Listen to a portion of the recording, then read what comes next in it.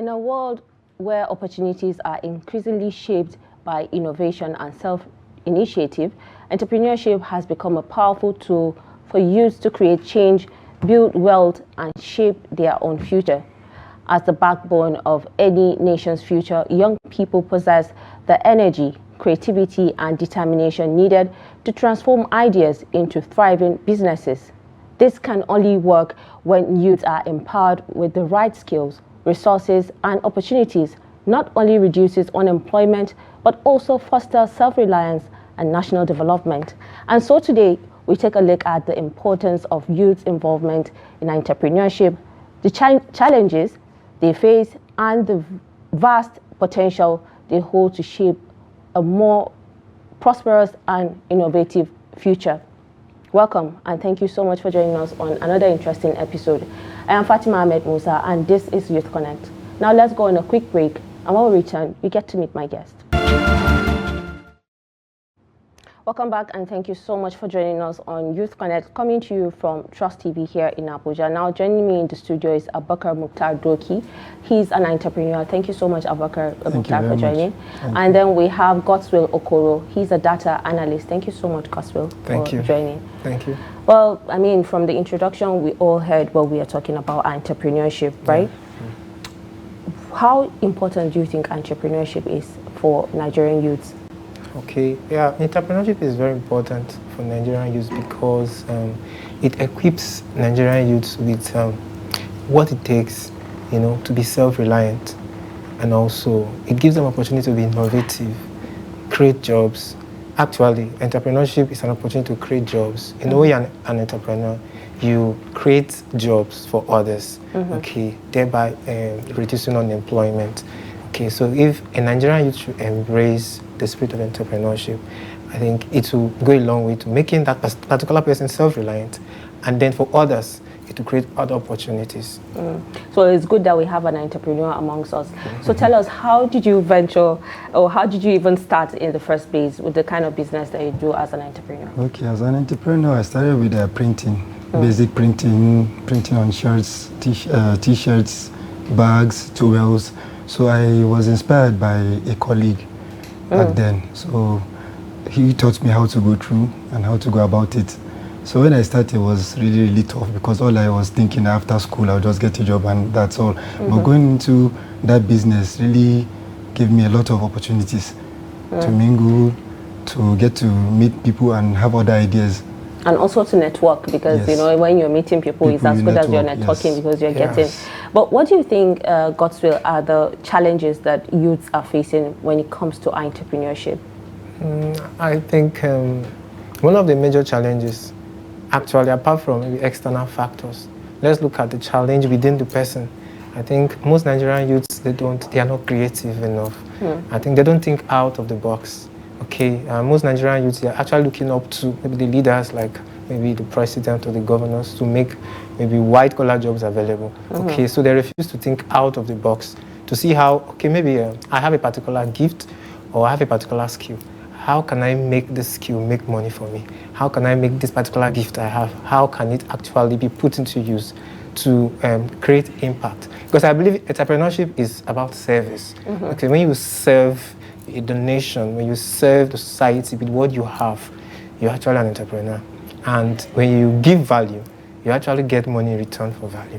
So I think one of the obstacles inherent is a lack of creativity, and most of them are relying on others to help them make it in life. Instead of thinking outside the box, like you said.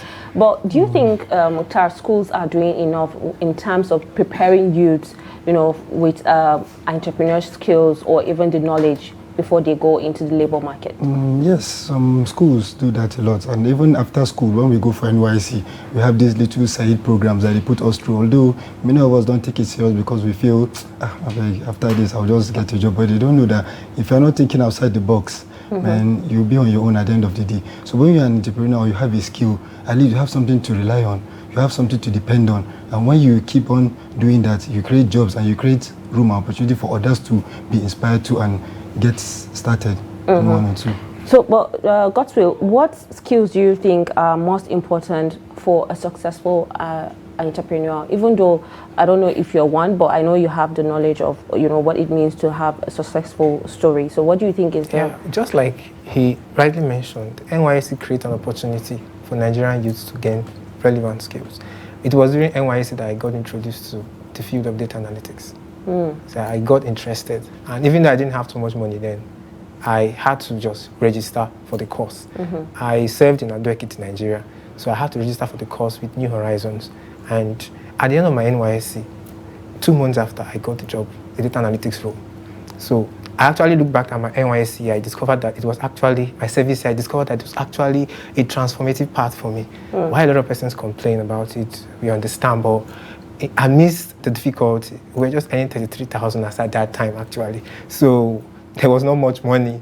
I had to invest. So I think investing in skills like tech-based skills now is selling a lot, actually. There are other skills, homemade skills that you can, shoemaking and the rest of them. NYSC exposes Nigerian youth. I think it's a good initiative. It's just that a lot of persons are not taking that opportunity. They're not leveraging that opportunity in order to make themselves add value to society. I mean, I've seen people that don't even want to go for NYSC because they feel it's a waste of time. But hearing you people talk about how you were introduced to certain things that it's the should I say the foundation of what you people are doing now, it means a lot, and I'm sure a lot of youths will learn from it. But how can technology help youths become successful entrepreneurs? Because the world is evolving with new innovations and technology. So how do you think that can help? Technology helps a lot because, as you said, the world is changing, and if you don't if you don't use that technological skills, man, you'll be left out there. So, and when you talk about technology, it covers everything, because everything you do now is computerized. Everything you do now is about data. Everything you do now is about network and going online and doing things. And even some skills, you can acquire them through that technology by going online, searching things, or using that technology in a good way. Godswill, I've seen a lot of youth saying they don't want to, start businesses because they feel when they start and it's not giving them the, earnings that they expect, the gains, they tend to leave it and probably start something. Or, with youth, the get-rich-quick syndrome gets, into the youth's minds.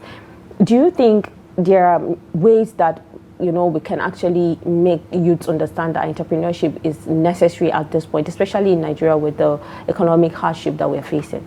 Yeah, I think one of the obstacles that actually have limited a lot of youths leveraging entrepreneurial opportunities is lack of resources. I think if resources are made available by state, federal level, state level to these Nigerian youths, I think a lot of them actually have the innate desires to start up, but sometimes some of them don't even have proper guidance and mentorship. I think if you submit yourself to a successful entrepreneur, you get to learn, okay, that this is not just a straightforward thing. You get, if you must be successful, there are going to be obstacles. There are going to be roadblocks.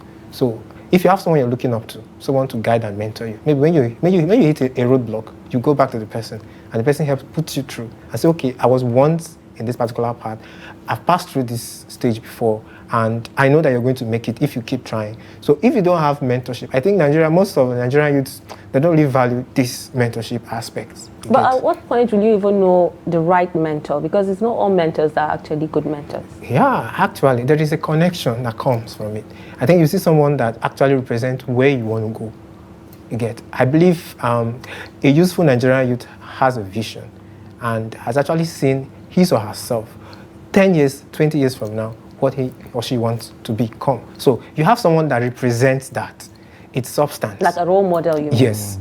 So you can actually, that's a mentor. That's a mentor. And as long as the person has the right values that you would want to imbibe, I don't see any reason. There's no perfect mentor anywhere. If you're waiting for someone that has all of it, you're not going to see anyone out there. So it's just for you to know, okay, this person has what I need, and he actually has become what I want to become. So how do I position myself to learn from him? I think that's go a long way to helping a lot of Nigerians who have faced obstacles trying to start up small. Yeah. So, Mukhtar, do you think fear of starting and, failure, I would say, has stopped a lot of youths from engaging when it comes to entrepreneurship skills and, even starting up a small business for themselves? Yeah, it has affected a lot because just like you said, the quick get rich syndrome is affecting a lot of youths. And a lot of them feel like, okay, once I start something, I just want to see result. But they've forgotten that you have to be patient. Whatever you start, you have to be patient. And whenever something good is coming your way, you will face a lot. You face a lot of obstacles. And sometimes when you start something, you leave it, you go back to another thing. No, you have to keep pushing. You have to keep fighting. Even if when you feel, okay, this mentor is not giving whatever, you have to be patient. You have to learn something. Because when you learn, that makes you a better person. And you keep on fighting and be like, I want to get there.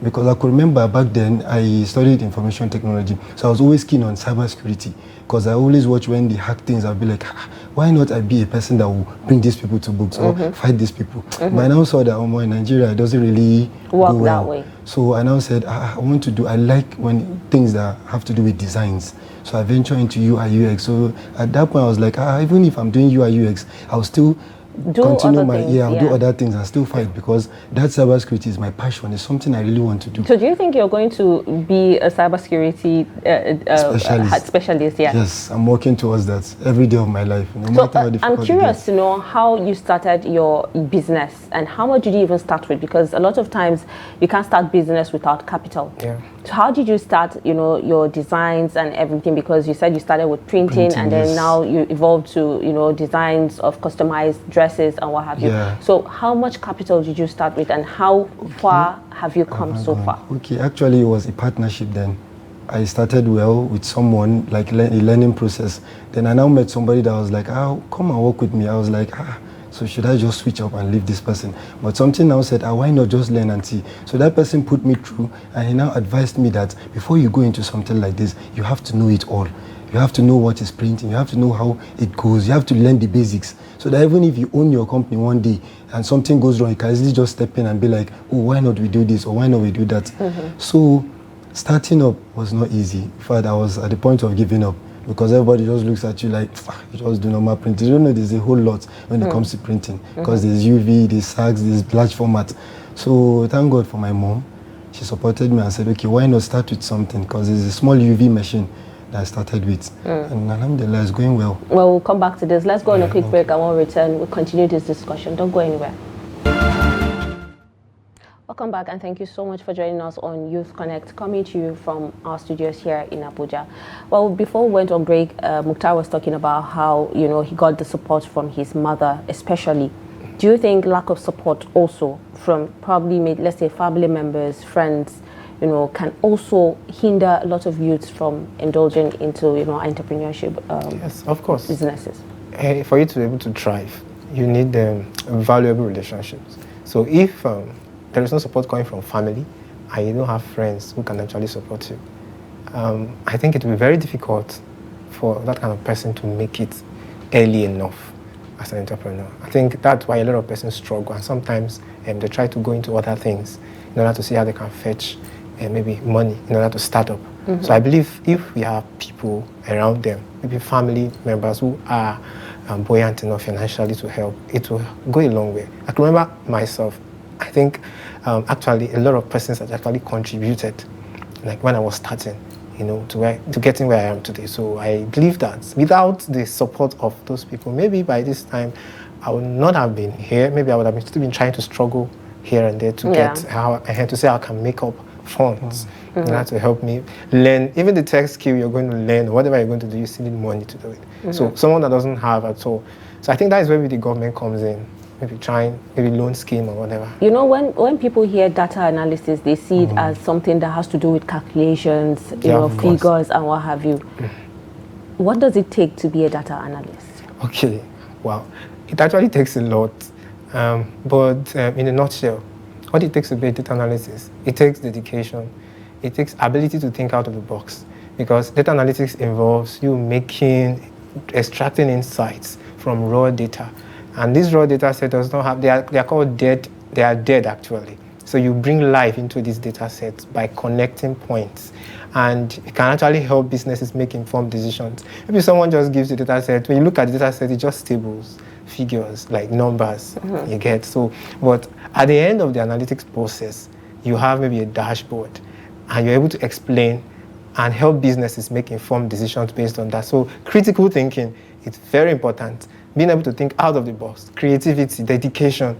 You can't become a data analyst in overnight, actually. It has to take long-term dedication, efforts, creativity. Because I know that a lot of people want to, a lot of youths will want to I want to be a data analyst, but they don't know what it takes to be, a data analyst. But if you're given capital to start a business, what kind of business will you start aside from being a data analyst? What kind of business will I start?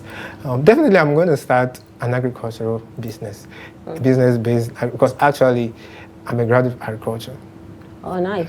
Yeah, so I'm passionate about agriculture, but I want to bring tech into agriculture. Which works, actually. Yeah, actually. Yeah. So I think the pathway is becoming a data scientist at the end of the day, and being able to bring technology into agriculture, because the Nigerian agricultural sector actually is falling behind what is going on globally. Yeah. We discovered that we are still doing hand-tool technology, whereas we're talking about smart and precision agriculture over there. So bringing my data analytics skills into the agricultural sector is going to really help. So if I have money enough to start up a business, agriculture. Yeah.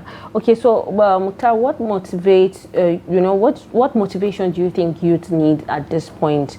To create something of their own, so that they can be unique and stand out, especially if they want to venture into entrepreneurship. Just like he said, you need family members and that relationship, or people that support you, people that always show you that, okay, why not do this? I'm behind you. I want to support you. And again, like he mentioned earlier too, he said this is where the government comes in by creating programs, like all these graduate trainee programs. There are a lot of programs. Do you think they are actually even working for Nigerian youths? I mean, I've seen a lot of projects where they said they want to train, number of youth, most times graduates. Once you register, you don't get enough information about it. It's as if it just goes like that. It's just been presented online and it goes. So have anyone or even you ever benefited from any of the government projects that has to do with maybe skill acquisition for youth and what have you, maybe back in school during service and up until now? Did you benefit from any of them? I think there was this 3MTT that I saw. I applied for it, but I was not available at that moment. So I think that passed me by, but I already applied like months before, so I was not expecting it to start at that time. So I was not around, I was not even close. So that's how I missed the program. But I still get updates from them about normal, how do I put it? Normal meetings on Zoom, or they shine more light on the program. I think it's still ongoing. Yeah, 3MTT is ongoing. Still ongoing, but they have to do with people that have applied before. So now, personally, because a lot of people will start something and stop due to not knowing what they can actually do within themselves. So how do you handle rejection or failure in your personal goal? Because a lot of people need to learn one or two things from you, people being data analysts, being an entrepreneur, and also into information, and what technology and what have you. So what do you think that is also one thing that can actually stop people from progressing? Yeah, rejection, actually, I see rejection as someone once said that, okay, when you get rejection, I think we call it, instead of rejection letters, we call them love letters, actually, because of how it's been structured. At the end of the rejection letter, maybe they encourage you to keep trying, that this does not mean that you're actually not intelligent. I've actually had a lot of rejections, and even during my training season as a data analyst, I got a scholarship. But before getting that scholarship, there were lots of other rejections that came. But I didn't stop trying. I think if you believe in yourself, some of these things are highly competitive. So when you apply and you don't get, you should keep applying and trying. You increase the probability of you getting it by continuing to apply. It's only the one that doesn't, if you don't have the resolve to keep pressing until you win, then you're not a worthy winner. If you're not qualified to be successful, if you're not ready to face rejection, definitely there are going to be rejection. It's not every door you press that is going to open to you at the first trial. Sometimes you have to try more than 2 times. Just like some students who write JAM, some of them write JAM up to 4 times, 5 times before they get it. And when they got into school, I've seen people who wrote up to 8, 9 times. Yes, and it never stopped them. Someone tried twice and then stopped. So another person tried 9 times, and then he and got then it they just finally. feel like school is not for them. Exactly. So that is just what so handling rejection, seeing it from the other end, that, okay, what am I not doing right? What did I not do right? Why was I rejected? Okay, what can I do right next time? I think it helps you to prepare better instead of seeing it as, oh, it's a no-go area. Just see it as an opportunity to improve on yourself so that next time you're presented with such an opportunity, you stand a chance. A lot of times people actually don't want to start what someone else is doing because they feel, oh, this person is doing it and I've seen the person not, making anything or not progressing. I don't want to do it. But people also forget that whatever idea you have, someone else has the same idea. Maybe you just fine tune your own idea and see what you do out of it. Do you think that is also a problem that youth have to sit down and look into before they can actually progress in that? Yeah, it's actually a problem because no two persons are the same. So you actually have to tell yourself, even if this person does this and maybe he fails or he succeeds, well, I can do better too. Because there are a lot of people that are going to certain businesses, they do well, they are good at it. But when some people come into it and bring competition or something, then you now see them, maybe, probably, those people are better in that situation. So I just feel sometimes when you see people going something, it should even motivate you that when you come in, let me try and be better and let people actually notice me and I'm also doing something good. So how about, we keep talking about friends, family supporting and all that. We're forgetting that friends can also influence your progress. Exactly. Right? So the kind of friends you keep can actually determine or tell what you can become. If you're keeping rich friends, according to what some youths are saying, I don't want to mingle with poor people because they feel it's going to make them poor for the rest of their lives. So I've seen where, people will say, change your kind of friends and then probably you see the progress that you want to. Do you think the kind of friends that we keep as youths also means a lot in our lives? Of course it does. It means a lot. A friend is your closest influence, actually, because I think most of us believe our friends even much more than our biological siblings. Okay? So having a friend around you that is innovative and creative, even back then in school, they always be like, okay, if you mingle with an intelligent guy, you're going to become, you're going to learn how to be as hardworking as that particular person who is hardworking. Anytime you come around, he's studying. So there's no time to chase that. You just have to study. So that's just it. I believe that the kind of friends you surround yourself with helps a lot. Okay, I think one of my friends back then, NYSC, he actually is an engineer. He graduated as an engineer. He was going to software engineering, and I was going as a data analyst. So we were friends together. Both of us were graduates. We were first class graduates. So we actually found ourselves the same room, the same bunk, and so that was how we kept motivating ourselves. So if you see me awake and I'm pressing my system, you have to be awake too. But if you wake up and you see me and then I'm sleeping, you'll be like, wow. So it influences a lot. You get a lot of person just wants to mingle around friends that will take them to where maybe where does not add value to them. And so I believe the kind of friends we mingle with has a lot to play, motivating us and taking us. Mukhtar, what kind of problem do you think business can solve in a society that has a lot of unemployment youths, looking for jobs every day? What kind of problems do you think business can actually solve in a community or in a society? Well, it solves a lot of problems because when you go into business, you don't have to really wait for certain incomes because there are times that you can't have access to some funds if you're working or you're a salary earner or something. But business can give you a lot more, and you can even support people outside your own circle or your friends or family. So I think when you are into business, one or two, people even take you more serious. People even try to be close to you and get to know you like, this person is doing this. Let me know this person. Or when you're into this business, you sit down and think, this person can do this. I can also do better. So I think that alone too can go a long way. What would you say the government needs to do at this point with regards to entrepreneurship and the skill acquisition, the projects that they keep putting out there to see how they can support youths and create jobs for youths? We keep hearing that decades and we are not seeing the changes. We see the projects, we don't know who are benefiting because little people actually will tell you that they have benefited from the government's projects. So what do you think is missing, the link that is missing between the government and the youths? One thing I would like to point out is if the schools owned by government can incorporate entrepreneurship. I believe a lot of I think the private school I served in, while I was actually serving during my service year, they had this entrepreneurship class every Friday, where students learn how to code, learn how to make dresses, shoemaking, all kinds. So most of them, after writing, maybe after passing out from school, they want to go in those things. While waiting for admission, they're already armed with these skills. So I believe if government should incorporate this into most of the government-owned schools, it's going to help a lot, okay? Because once someone is out, I believe that skill is still the very important thing that every entrepreneur has, is skill.